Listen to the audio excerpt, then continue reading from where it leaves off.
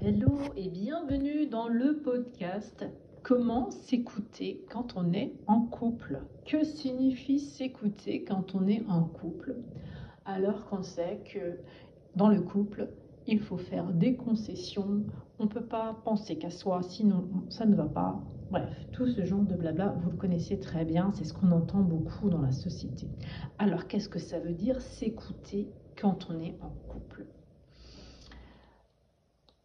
Je vais vous parler de moi, vous allez certainement comprendre plus facilement. Ça fait 28 ans qu'on est en couple. J'ai rencontré Sébastien quand j'avais 17 ans, et lui 18. Ça a tout de suite bien matché, on était jeunes, on avait les mêmes envies, les mêmes désirs de vie, les mêmes passions. C'était relativement facile tout ce qu'on faisait ensemble, dans nos projets de vivre ensemble, la façon dont on avait envie de vivre ensemble. Plus tard avec les enfants, l'éducation, je ne dis pas qu'il n'y avait pas de conflit, mais notre vision, elle était quand même assez commune, assez facile. Mais voilà, maintenant j'ai 45 ans, je me suis aperçue, j'ai fait un voyage à La Réunion toute seule au bout de 45 ans, et là je me suis aperçue qu'en fin de compte je n'ai jamais fait de voyage toute seule. Mais ne serait-ce qu'un petit détail, trouver l'arrêt de bus qui t'emmène de la gare à l'aéroport, rien que là, dans ce truc inconnu, j'entendais la voix de mon mari qui me disait on n'est pas au bon endroit. Et je l'aurais écouté, alors que j'étais au bon endroit. Je le savais, mais j'aurais écouté mon mari et je serais partie. C'est rien que par ce petit détail-là, s'écouter, ça a une grande importance. Et donc, en ce moment, ce que je vis, c'est justement m'écouter moi, mes grands désirs d'âme, mes désirs de vie. Parce que, vous le savez, je l'ai déjà répété plusieurs fois, moi, j'aime pas tout ce qui est conventionnel. J'aime pas le métro dodo, boulot dodo. J'aime pas rentrer dans les cases, j'aime sortir des cases. J'aime pas faire la com comme il faut, j'aime pas... C'est pas moi, ça me correspond pas.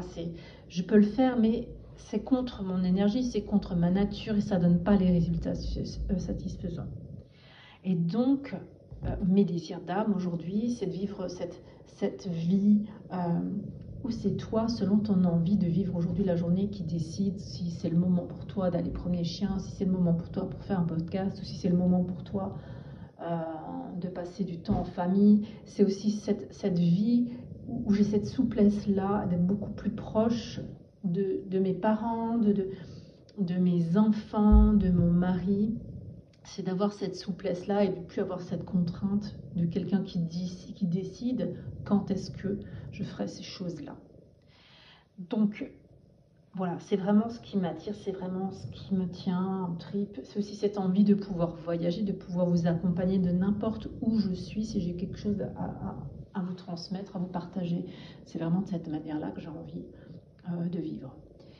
Et c'est vraiment mon désir d'âme, voilà. Alors aujourd'hui, on n'en est pas là. Mon désir d'âme, c'est de le faire, bien évidemment, avec mon conjoint. On n'en est pas là pour sa part. Il a encore un chemin à faire, une expérience à vivre de son côté, où il n'est pas prêt. Et donc moi, j'ai deux solutions. Soit je l'attends, bon, tu viens là, Coco, on se bouge, on y va pas, on y va pas. Ou alors j'y vais. J'y vais, ça ne veut pas seulement être dans le faire, mais c'est aussi dans ma manifestation. Donc il faut que je me projette, que je m'imagine, que je me vois vivre déjà cette vie-là, même si lui aujourd'hui, il n'est pas encore prêt. Que je m'imagine pouvoir partir quand j'ai envie. S'il viendra, ça sera génial. S'il ne vient pas, ça sera génial aussi.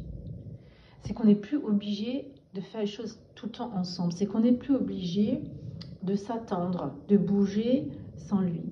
Et c'est cette manière-là de s'écouter, c'est écouter ses grands désirs d'âme. Et moi, de me brancher sur ce canal-là, de me brancher sur ma manière de vouloir vivre ma vie, bien sûr que je souhaite qu'il soit avec moi, à mes côtés, ça me met une énergie, ça me met en joie, ça me tire vers le haut. Et évidemment, je l'emmène avec moi, vu que lui aussi il vit à côté de moi, il sent cette énergie, il s'imprègne de mon énergie et il vient énergétiquement avec moi. Donc lui, il va mieux aussi, parce que de me voir aller vers mes désirs d'âme, qui sont partagés, qu'on partage ensemble, lui, ça le libère du poids. S'il me voit que j'y vais, eh ben, lui, ça le libère du poids ou de l'impression qu'il a de m'empêcher d'y aller. Donc c'est aussi quelque part une grande preuve d'amour de voir cela que l'autre emprunte comme chemin et de partager ça ensemble. Voilà, c'est vraiment ça, s'écouter. S'écouter, c'est dire, c'est pas écouter les peurs de l'autre. C'est pas, voilà, c'est vraiment ça, pas écouter les croyances de l'autre, pas écouter les peurs de l'autre. Donc s'écouter, ça veut dire si ton cœur il dit ouais, je veux le faire, c'est ça que je veux faire dans ma vie. Moi aussi, je veux avoir plus de temps avec mes enfants, je veux les voir, je veux avoir un job, je veux m'éclater dans ce que je fais. Euh, ça me plaît pas, ce truc conventionnel, les réunions avec des PowerPoint, j'en veux plus, bref. C'est un peu, pour moi, les PowerPoint, l'urticaire chez moi.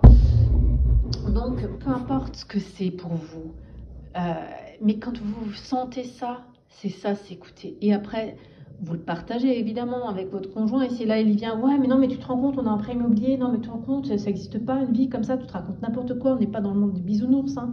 Ça, ce que tu veux faire là, tu vas jamais gagner un rond avec ça. Donc, si vous vous laissez emmener dans ces croyances et ces peurs, ben, vous vous écoutez pas. Et donc là, parfois, je parle de puissance, mais c'est là reprendre toute sa puissance, c'est ça. C'est reprendre son leadership, se leader là-dedans, dans ce moment difficile. Et reprendre sa puissance parce que vous savez qu'au fond de vous, c'est exactement ça que vous devez vivre et que c'est là-dedans que vous allez vous sentir le plus heureux, le plus heureuse. Voilà, c'est ça, s'écouter dans le couple. C'est pas écouter les peurs et les croyances de l'autre, c'est arriver à rester dans son centre, arriver à rester sur sa route. Et ça ne veut pas dire que vous éloignez de votre couple. C'est surtout pas ça que ça veut dire. Ça veut juste dire que vous grandissez et que ça va faire grandir votre couple. Ça va pas l'éloigner, ça va le faire grandir, tout simplement. Ça va peut-être lui montrer le chemin à votre mari. Peut-être que ça sera son tour à lui un jour d'écouter son grand désir d'âme et vous serez là à le soutenir pour le réaliser. C'est ça que ça veut dire, s'écouter. Voilà pour le partage podcast. Je vous embrasse. Belle nuit, soirée, journée, ça dépend quand vous m'écoutez. Je vous embrasse tout fort. N'oubliez pas, apprenez à vous écouter et à vous leader dans ces moments difficiles. Mes espaces sont ouverts pour vous. Je vous accueillerai avec une grande joie. À bientôt!